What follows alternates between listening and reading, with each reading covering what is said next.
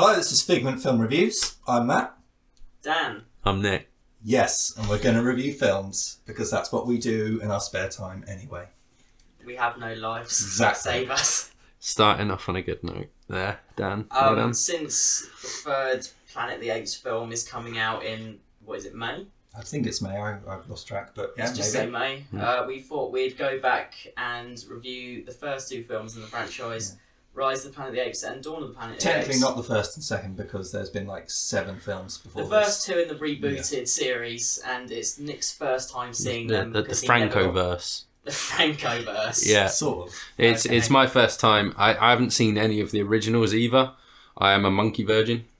I've only seen some of the first original Planet of the Apes and then I got bored, to be honest, and I didn't watch the rest of it. I have watched every single one of these goddamn films and I've liked about 3 of them now. But I have seen James Franco before. In that many things. Yes. We've all seen James Franco in many of things before. Yes, we've all. Okay. So Nick, this was your first time watching both of them. Both me and Dan have already seen both of these films a few times. What did you think of the first one, which was Rise of the Planet of the Apes? So I liked it. It was good. I like because obviously people they've spoken to me about these films and they've told me about what these films are kind of like, and I know that they've done good work with the whole ideas and the interpretation, and I definitely agree with that. I found the first one was a bit kind of at times cliche summer blockbuster sort of moments. Especially then watching the second in comparison just highlighted that even more. I'd agree with that. Yeah, I'd agree. Watching the second one straight after makes the first one look a lot worse. It is. It makes the first one feel very small and sort of cheap. It's cheap. It looks really visually boring. Yeah, some of the CGI looked like we were watching Harry Potter and the Giant Monkey. It was that sort of level CGI. Obviously, we're talking years ago now that this happened. The second one it was impressive for its time, but now it's dated. I remember back when I saw it back 6 years ago, Jesus, thinking it looks amazing, but looking at it now, it looks a bit... It's ropey. Yeah. There are a few good things in there still, but... Cartoon. I can kind of understand it in terms of obviously this was the first one in this rebooted franchise. Who knows if it would have been a hit?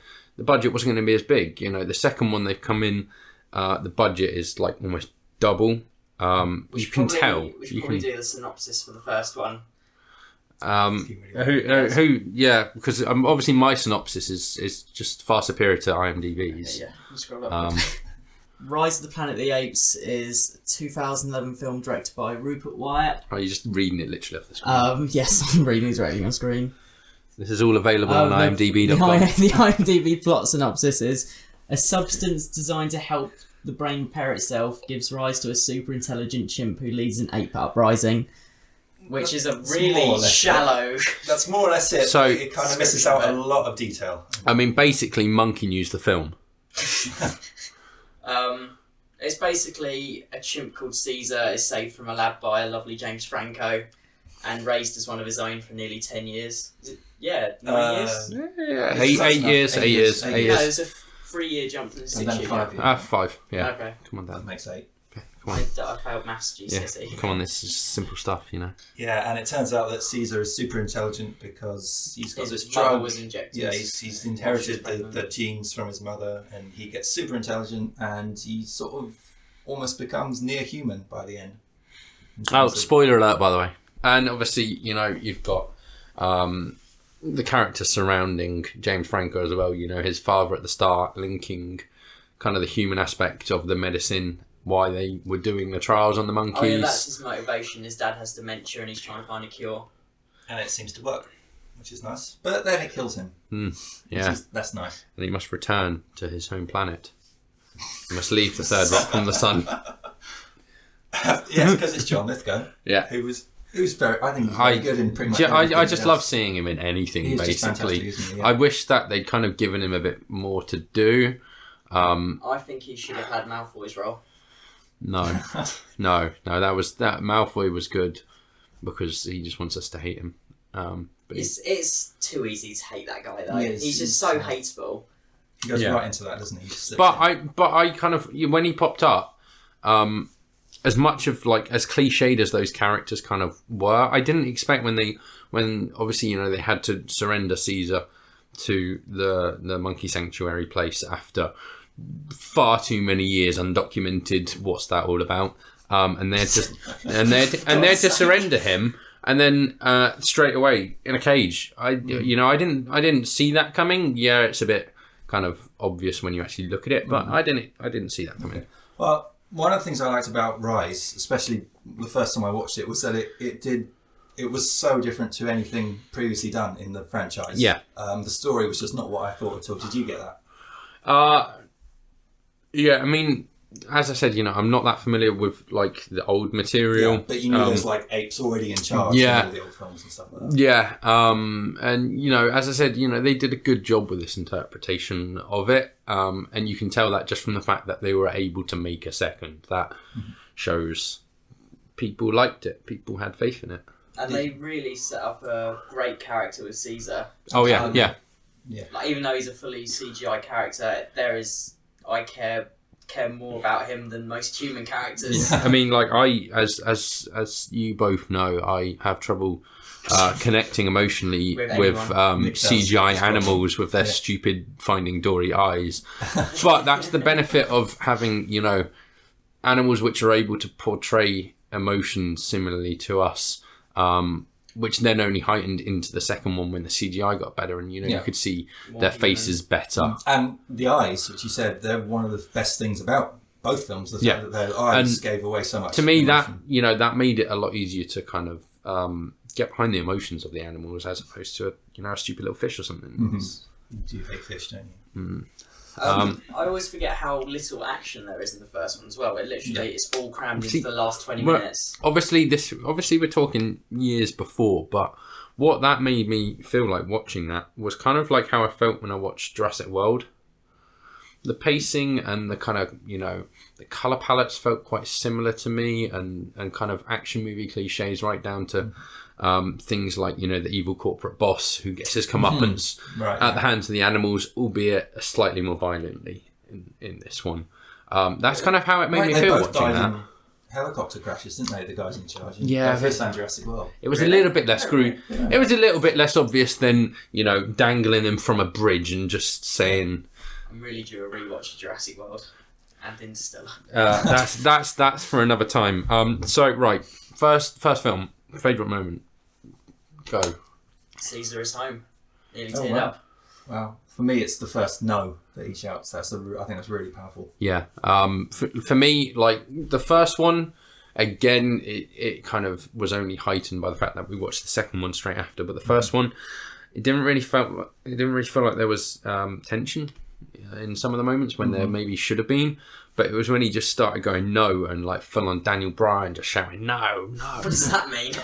Look it up someday, kid. That was when it actually started feeling a bit more tense, even though it was still blockbuster action, cliche blockbuster. And as an overall thing, one of the things I like about it is that they, even though they're doing their own thing with the story, they managed to tie in to the point where it could be a prequel to the original. They put so many little things in there. Some of them good, some not. Some were maybe a little bit too obvious. Caesar holding the Statue of Liberty. Yeah.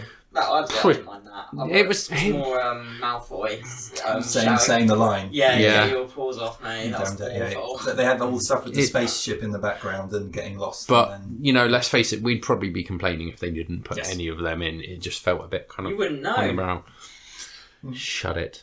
And also the slightly twist ending that, spoiler alert, the world ends at the end of the film. Yeah, that's fun. I always like knowing civilization's going to end. Yeah, that was kind of cool. It wasn't like, because you could tell when they made it, they had plans to make it a series. Thankfully, they can, because they ended it just in like a series manner completely.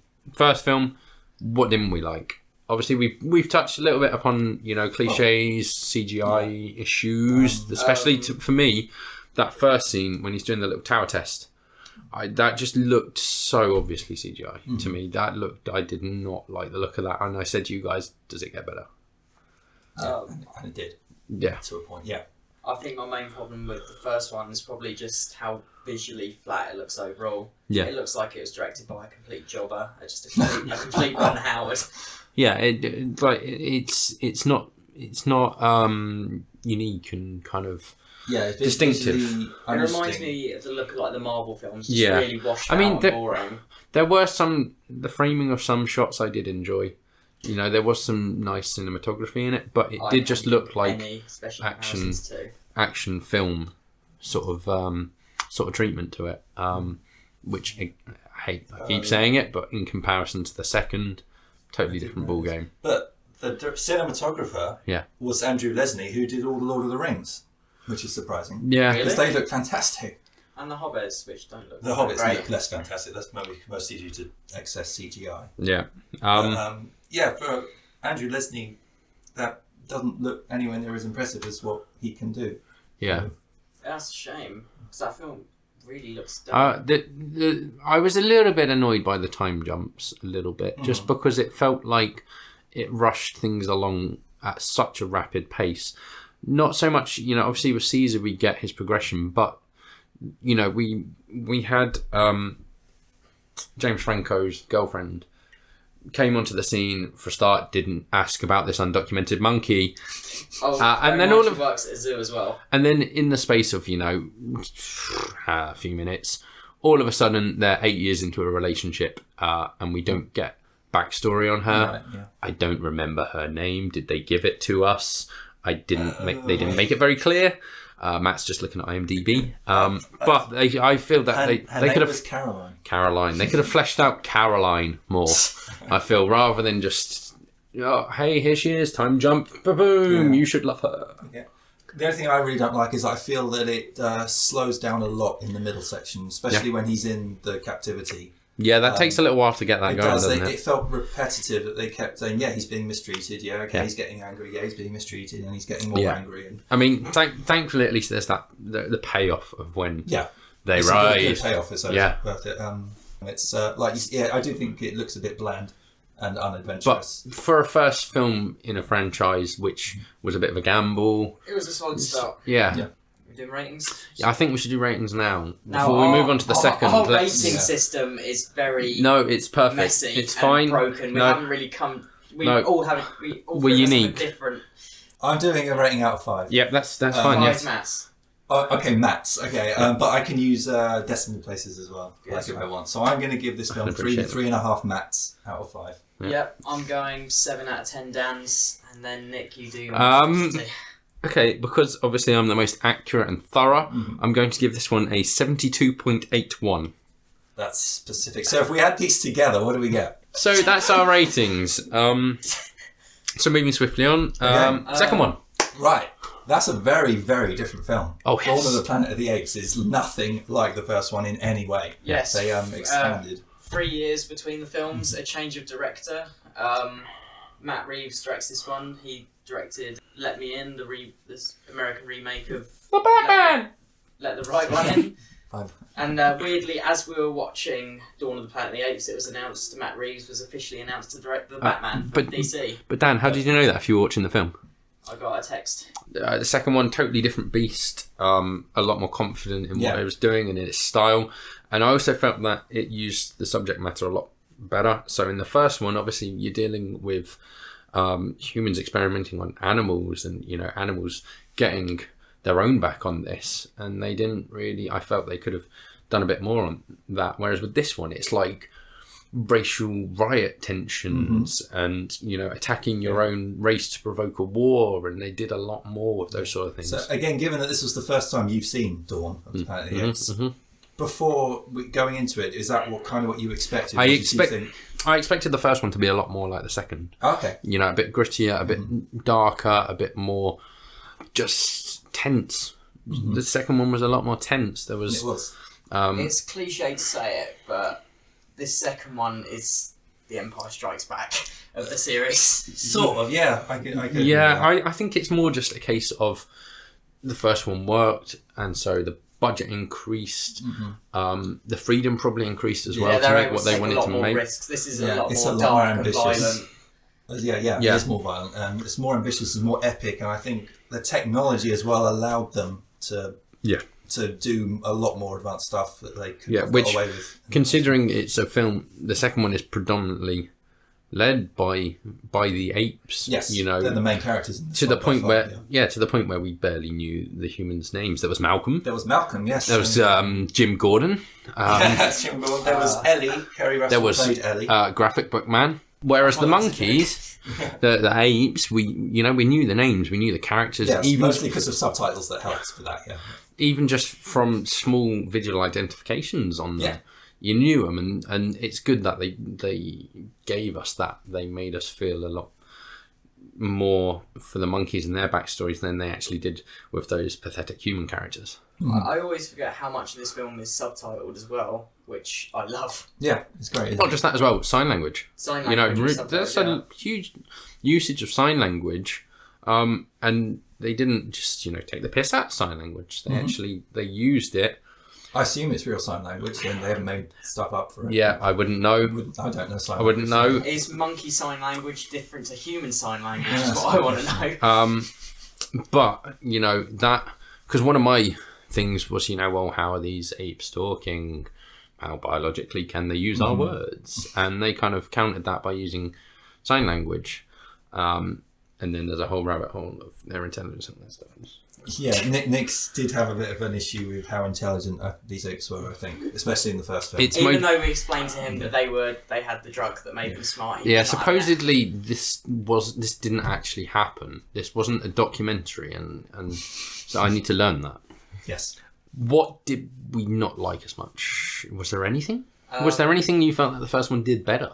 I'd only say that the human lead, I prefer James Franco to the guys in this one. Yes. Yeah, we didn't care for the humans in this one, really. We weren't really meant to. It was all about the monkeys. I would say, in fact, the human characters in this one are much more cliched, typical kind of bad guy action hero things. Especially I think it's more aware of that, though. It's more aware of these people are just here because they can't just have the story just apes. They need these humans here. But they're not going to try and shove them into the limelight quite so much. They're not going to make you think, oh, they're the main characters. They're supporting characters, and it's aware of that compared to the first, where it was more like, hey, let's spend loads of time listening to the boss of the company talk about how it's all about money. What I did love about this one is something so many films get wrong, is I understood the motivation of every side here. And cool. Like, look at Batman vs Superman, for example. Please do not look at Batman vs Superman. Dan, I think we should hereby just ban that film from these archived recordings. Like every side, even good or bad, I understood their motivation and was even Koba. Because he came from a different side and view of the humans. And again, I think that's why they've done a better job of touching on what is essentially, a race story about these people don't want you there, and Koba provoked that war because he wanted to protect the apes, even though he did a terrible job at it, and we compared him to Trump at times. You did compare him to Trump, didn't we? Yeah, strangely enough.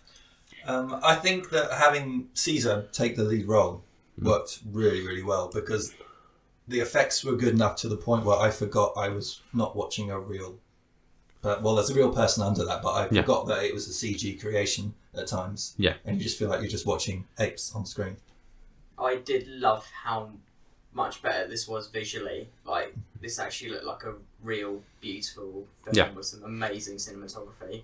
That gorgeous shot, that shot with Kuba and the sun with the fire behind them. Yeah. I was screaming. That leads nicely on to what was your favourite moment? I'm just going to say that fire shot. That was beautiful. That was lovely. I'll follow that up by the scene shortly after that long shot of Kuba on the tank. Right. Yes. Yeah. My favourite section of the film was actually probably a lot of the opening stuff. Yeah. Like in the woods with all the hunting, and then the apes just sort of talking amongst themselves. Though the most fun moment for me is when Koba pretends to be silly and gets the gun and shoots those guys. That's just so much fun. Yeah, that's brilliant. Visually, I was also a big fan of just really small scenes of when the apes have allowed the humans to come in and start sorting out the dam, and they're sitting by the river, and the apes are sitting on horseback at the river, and you can see just little droplets of rain falling on the river, and it just looked lush. Loved it. It's also the only film where you'll see a monkey on a horse dual wielding machine guns while jumping through fire. That is pretty cool. And how do we feel about how they kind of left things? Obviously setting up Obviously, three. that's a big setup for a third film. I'm interested to see what the time frame jump is between the two films. 50 years, shall we say? They don't take liberty. I don't know. I feel that it can only be like weeks at max. Possibly. I think yeah, it depends. They didn't really elaborate on these people that are coming to save them because the humans, they managed to, when they got the power back on, they managed to put out a distress message. They know it's an army. Yeah, but it's a case of how far away they're coming from. I think it'd be good if it picked up pretty quickly after it, just so we can see that the apes know humans are coming for that war. I don't want it to just jump straight into the war. I want a bit of, because, we've left the apes in kind of distress in that last one. They're all fractured, and I'd like to see how they then prepare themselves for the war. There's also a very dodgy stinger of the villain of this one being alive at the end. Oh, you just ruined it for everyone, haven't you? Well, we're spoiling this. It's 3 years old. Big question. Will they carry any humans on? I was just thinking about that. All we had was a picture of James Franco. Yeah. Well, there is a trailer for War of the Apes, isn't there? Yep. I haven't watched it. Have you watched it? We saw it. We've seen it at the cinema when we went together. That Matt was off his face. Yeah, he was like. I tend to try not to watch trailers. I prefer not to. Matt's a violent alcoholic. But are any of the humans in the Dawn film going to appear in War, as far as you know? Not that I saw, but Woody Harrelson is in this. The next one is the villain, which I'm looking forward to. Okay. I think it's a shame Gary Oldman, his character, blew himself up. Because I would have liked to have seen him carry on into it. Because what I found quite interesting, we're quite used to Gary Oldman as like just a good guy. Unless you've seen Leon, which I know most. Yeah. In the sort of persona, he wasn't playing like an alien villain or anything like that. He was playing human. A human who was trying to defend the humans. But then as it progressed, he went more into sort of tweener territory. He wasn't a bad guy. He wasn't a good guy necessarily. He was just trying to protect the humans. He wasn't being evil about it, but then he wasn't being good about it. Yeah. Do you think his sacrifice was worthwhile? Was pointless or stupid, or made sense? Stupid. I thought it was kind of stupid. It did nothing. It created a really cool visual moment where everything blows up, which was. I think about that plan there. All it did was topple a crane at the end of it. And they survived. Everyone had survived that crane collapse. Yeah, I don't think it was necessary. I think they could have still had Caesar and Cobra have their fight up there and still brought that to a conclusion without needing Gary Oldman to blow himself up. And like I said, I wouldn't mind seeing more Gary Oldman in it, but unfortunately, we can't. Right, ratings. I need to. What was mine? Yep, I'm going full 10 out of 10 for this one. I loved it. I'm going to give it 4.5 out of 5. I'm going to give it 84.32. Is that out of 100?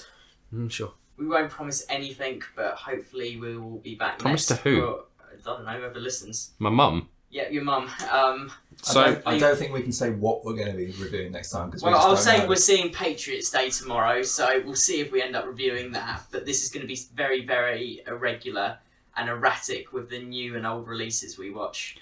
Quality content. Final thoughts on this. Let's think outside the franchise. Let's think. You mentioned earlier that you felt was kind of the Empire Strikes Back of the series, Dawn.